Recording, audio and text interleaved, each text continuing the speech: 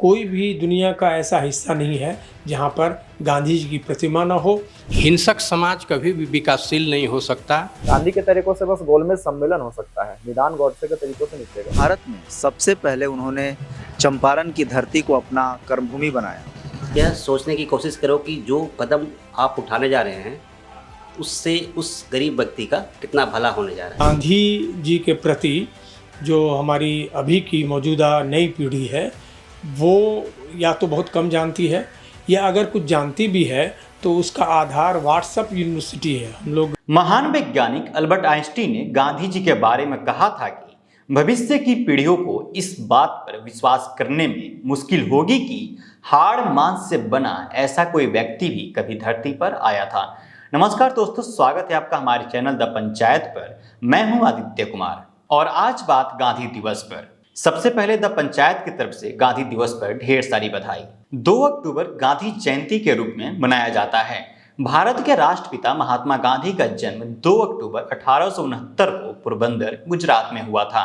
उनका नाम मोहनदास करमचंद गांधी है। वह भारतीय स्वतंत्रता संग्राम के महान नेता थे जिन्होंने आजादी की जंग में भारतीयों को एक किया और अहिंसा के मार्ग पर चलकर देश को स्वतंत्रता दिलाने में अहम योगदान दिया। भारत में प्रारंभिक शिक्षा पूरी करने के बाद वह इंग्लैंड गए, लेकिन बाद में स्वदेश वापस लौट आए। बाद में दक्षिण अफ्रीका की यात्रा की और वहां अप्रवासी अधिकारों की रक्षा के लिए सत्याग्रह किया। स्वतंत्रता के लिए गांधी जी ने कई आंदोलन किए। इसमें चंपारण सत्याग्रह, सविनय अवज्ञा, भारत छोड़ो आंदोलन, खिलाफत आंदोलन, नमक सत्याग्रह, दांडी यात्रा आदि शामिल है। गांधी जी ने देश की आजादी की लड़ाई में अहिंसा की सिद्धांत अपनाया। हिंदू और मुस्लिम समुदायों के बीच सौहार्द और एकता बढ़ाने का प्रयास किया। सच्चाई, संयम और अहिंसा के मार्ग पर चलने की प्रेरणा दी। लेकिन इसी देश में गांधी जी को जितना पसंद करने वाले लोग हैं उतना ही नापसंद करने वाले लोग भी हैं। चलिए हमारे साथ कुछ एक्सपर्ट से और कुछ आम जनता से बातचीत करते हैं और जानते हैं कि आखिर वे गांधी जी के बारे में क्या सोचते हैं। आज की युवा पीढ़ी गांधी जी को जिस तरह से नकारती है, ऐसे में युवाओं को गांधी जी के विचारों के बारे में क्या कुछ और जानने की जरूरत है? सबसे पहले तो पंचायत चैनल का मैं धन्यवाद देना चाहता हूँ कि गांधी जयंती पर आपने मुझे याद किया। ये जो सवाल है बहुत ही प्रासंगिक और मौजूद सवाल है, क्योंकि अभी जो युग चल रहा है, ख़ास तौर से जब डिजिटल युग में हम आ गए हैं तो बहुत सारी सूचनाएं एक साथ हमारे पास आती हैं और जिसके कारण कई बार ये होता है कि हम मूल जानकारी से बिल्कुल अलग हो जाते हैं। मूल जानकारी से मेरा मतलब ये है कि अभी आपने कहा कि गांधी जी के प्रति जो हमारी अभी की मौजूदा नई पीढ़ी है वो या तो बहुत कम जानती है या अगर कुछ जानती भी है तो उसका आधार व्हाट्सएप यूनिवर्सिटी है। हम लोग बहुत ही हल्के फुल्के अंदाज में कहते हैं कि जानकारी का आधार जब पुस्तकें और ग्रंथ और किताबें न हो करके यदा कदा कहीं कहीं से एक तरह से कह सकते हैं आप है एक गलत स्रोत से आई हुई जो सूचनाएं हैं, उन सूचनाओं के आधार पर हम अपनी धारणा बनाते हैं। तो एक बहुत बड़ी वजह तो मुझे यही लगती है कि गांधी जी के बारे में अगर नई पीढ़ी ने सिर्फ व्हाट्सएप यूनिवर्सिटी और इधर उधर से आए हुए मैसेज के आधार पर उनके बारे में कोई राय बनाई है, तब तो एक बार फिर उनको अपनी ही जानकारी के बारे में सोचना चाहिए कि ये जानकारी उनको मिल कहाँ से रही है। गांधी एक ऐसा व्यक्तित्व हैं, इस समय दुनिया में एक अकेला व्यक्तित्व हैं जो हर स्थिति में जबकि आप देख रहे हैं कि इज़राइल, लेबनान, फ़िलिस्तीन या फिर रूस और यूक्रेन, इसके बीच युद्ध चल रहा हो और एक पूरी की पूरी दुनिया एक अजीब तरह के संकट में फंसी हुई हो, तो हर जगह जहाँ न्याय के लिए लोग लड़ रहे हैं, संघर्ष कर रहे हैं, हर जगह आपको गांधी दिखाई देंगे। कोई भी दुनिया का ऐसा हिस्सा नहीं है जहाँ पर गांधी जी की प्रतिमा न हो और जहाँ के राष्ट्राध्यक्ष जाकर वहाँ 2 अक्टूबर के दिन 30 जनवरी जो उनकी शहादत का दिन है वहाँ जाकर पुष्पांजलि अर्पित नहीं करते हों। तो ये एक तो मुझे लगता है कि नई पीढ़ी में यदि ऐसी कोई गलतफहमी है तो उन गलतफहमियों को दूर करना चाहिए और मूल गांधी जी को जानने की उनको कोशिश करनी चाहिए। आपने गांधी जी के किरदार को कई बार परफॉर्म किया है, कैसा महसूस होता है गांधी के किरदार को परफॉर्म करके? क्या कभी आपको महसूस हुआ कि मैं भी गांधी जी के जैसा होने लगा हूं? हाँ, ये तो सही है। 2017 को जब पूरा देश गांधी जी के बिहार चंपारण में आने का 100 साल मना रहा था, पूरा देश ही मना रहा था, तो हम लोगों ने तय किया कि हम लोग गांधी जी के जीवन पर आधारित नाटक की प्रस्तुति करेंगे और मैंने उसमें गांधी की भूमिका की। वो वस्तुतः एकल नाट्य प्रस्तुति है, एकल अभिनय है और उसमें गांधी जी के पूरे व्यक्तित्व के, उनके चलने बैठने, उनके बोलने के अंदाज को मैंने बहुत ही लंबे शोध के बाद एक तरह से डिस्कवर किया, उसकी खोज की। और एक तरह से कह सकते हैं कि मेरे लिए, मेरे जीवन में इतना लंबा जीवन जो भी जिया है, उसमें गांधी जी को पुनः मैंने खोजा बतौर अभिनेता, मंच पर उनको खोजा, उनका पुनराविष्कार किया और एक तरह से कहिए कि मेरी जीवनचर्या का गांधी जी का व्यक्तित्व एक तरह से हिस्सा बन गया। आपको जानकर आश्चर्य होगा, लगभग 6-7 महीने हम लोगों ने पूर्वाभ्यास किया। इस दौरान एक तरह से मैं निरामिष माने सामिश रहा हूँ। मैं बिल्कुल नॉन वेजिटेरियन हूँ, लेकिन उस दौरान मैं वेजिटेरियन हो गया पूरी तरह से। मैंने अपने वज़न को लगभग 8-10 किलो नीचे गिराया और आप सबको पता होगा कि गांधी जी जब टॉलस्टॉय फार्म उन्होंने बनाया था दक्षिण अफ्रीका में, तो अपने फार्म में, वो अपने आश्रम में वो साइकिल से जाते थे। तो मैंने साइकिलिंग शुरू की, उपवास रखा और इस तरह से मैंने गांधी की आत्मा को समझने की कोशिश की।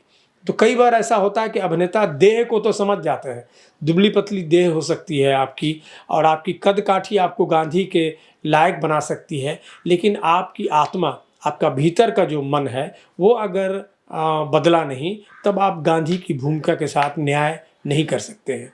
और अब तक सैकड़ों प्रदर्शन पूरे देश में मैंने गांधी के इस नाटक की, यानी बापू नाटक की प्रस्तुति की है और हर जगह लोगों ने इसका बहुत ऊंचा मूल्यांकन किया है। तो मुझ पर तो बहुत ज़्यादा गहरा प्रभाव पड़ा है।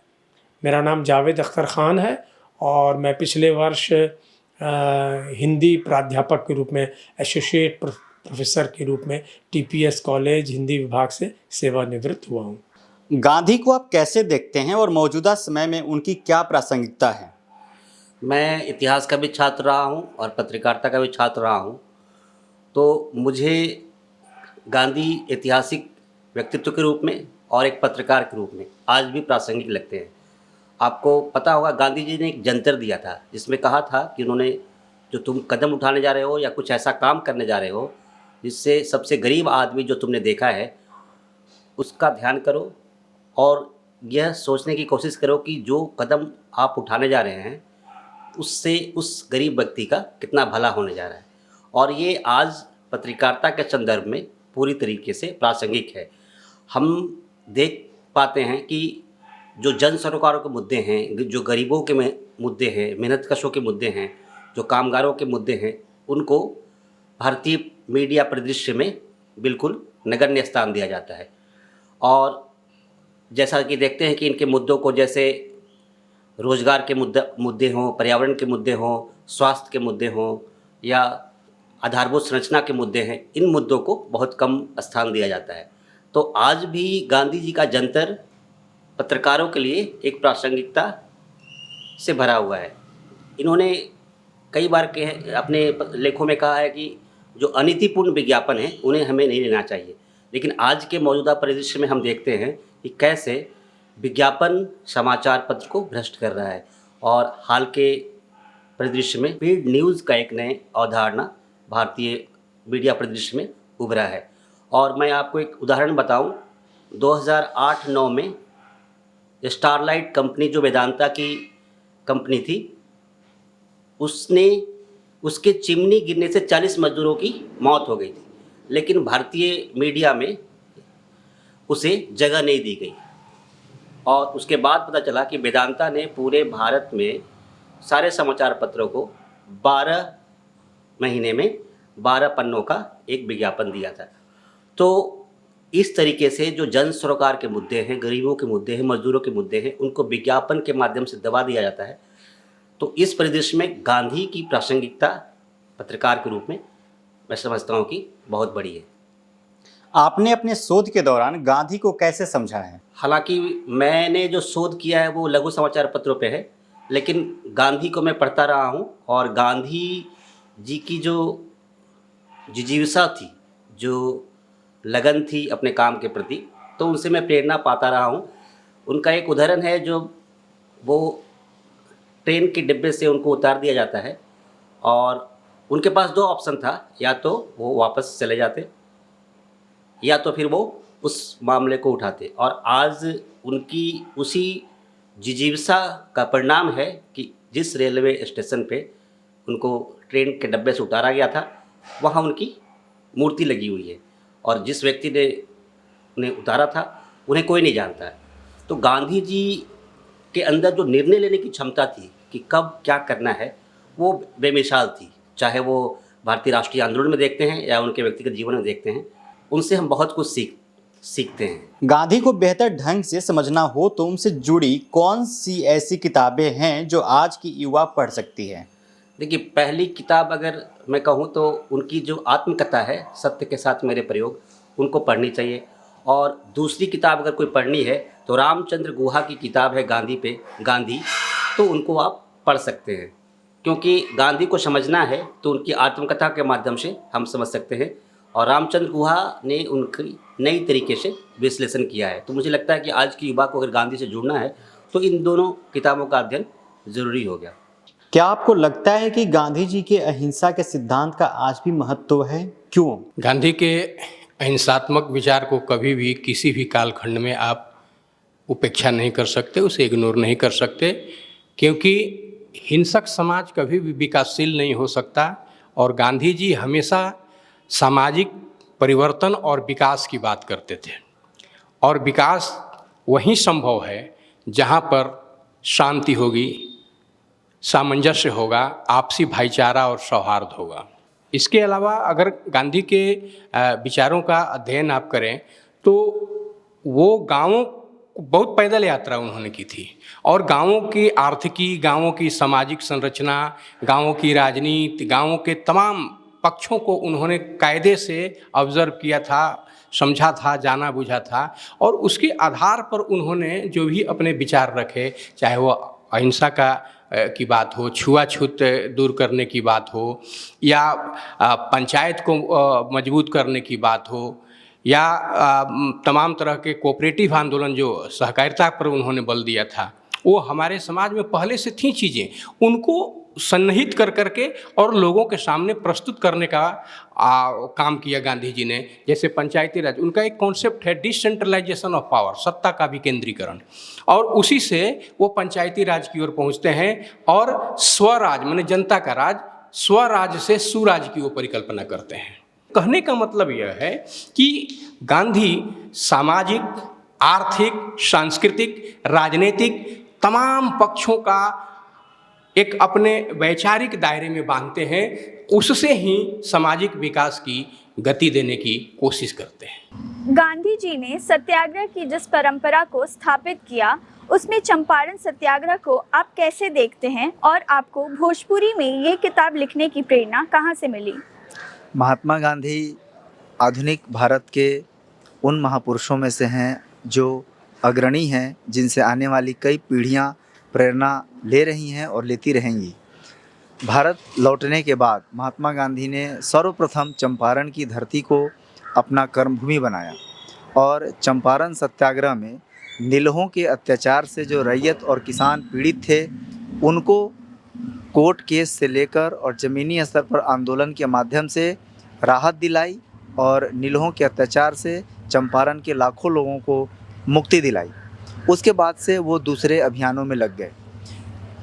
इसलिए मैं भारत में महात्मा गांधी के द्वारा जितने भी कार्य किए गए, उसकी जड़ में मैं चंपारण सत्याग्रह का योगदान मानता हूँ। जहाँ तक भोजपुरी में पुस्तक लिखने की बात है चंपारण सत्याग्रह पर, तो यह संयोग की बात है कि जो महात्मा गांधी की कर्मभूमि है वह मेरी जन्मभूमि है और इस नाते मुझे लगा कि महात्मा गांधी के अवदानों को उपन्यास के माध्यम से रेखांकित करना एक ऋण को चुकाने जैसा प्रयास होगा।